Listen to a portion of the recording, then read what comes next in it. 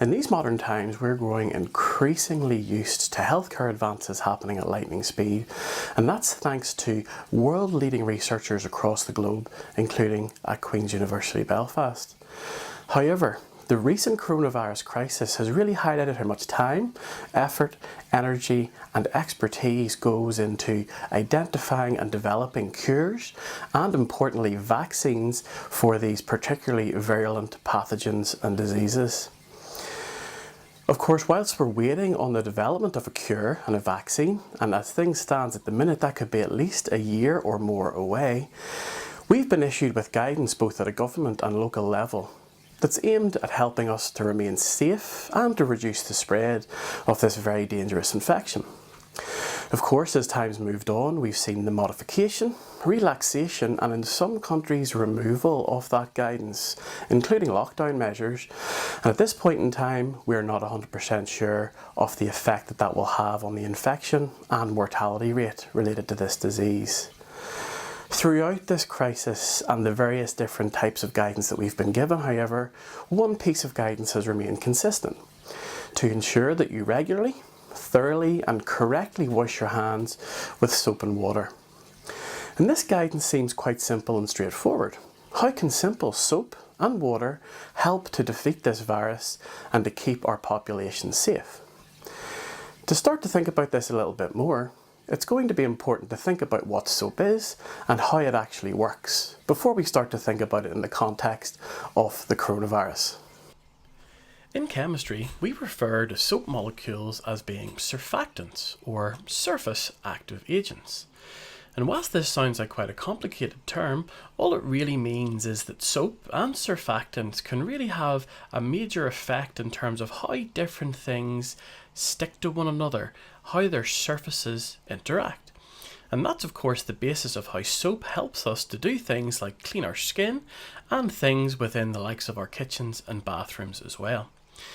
To understand that a little bit more, it's important to look at the structure of soap or a surfactant, because that will help us to understand the basis of how these particular substances work. Here we can see a very straightforward representation of a surfactant molecule structure, and what we can see here is that there are two main parts to the molecule: a hydrophilic head that really likes interacting with water, and a hydrophobic tail that really doesn't like water at all. So if we start to put these surfactants into some water, they will try and arrange themselves so that they're as happy as possible, with the bits that like water being in contact with it, and the bits that don't being as far away from it as possible. So let's think about trying to clean something with soap. We have some dirt on a surface in water, and we add some soap to that situation. What happens over time is that the hydrophobic tails want to get away from water, and they form what we call micelles. And micelles are essentially little bubbles of surfactant that have all of the hydrophobic tails pointing inwards so that they're as far away from the water as possible, with the hydrophilic heads pointing outwards in contact with the water.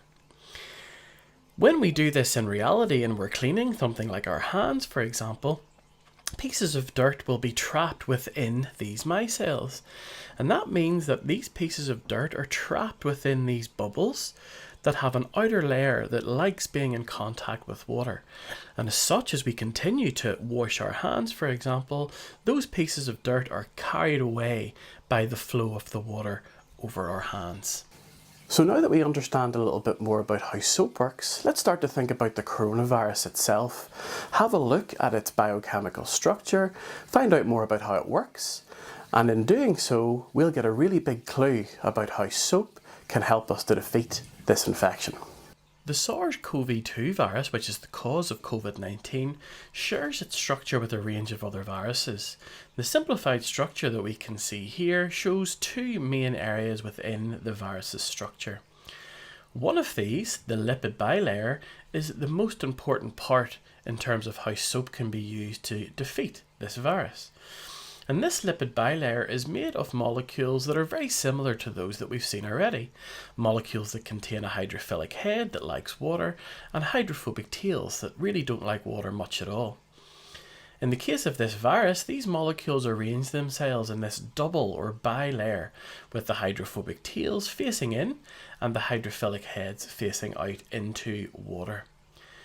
As a result, we end up with this thick layer, the middle of which is hydrophobic and contains very little water, and the outside of the virus then coming into contact with water as a result of those hydrophilic heads.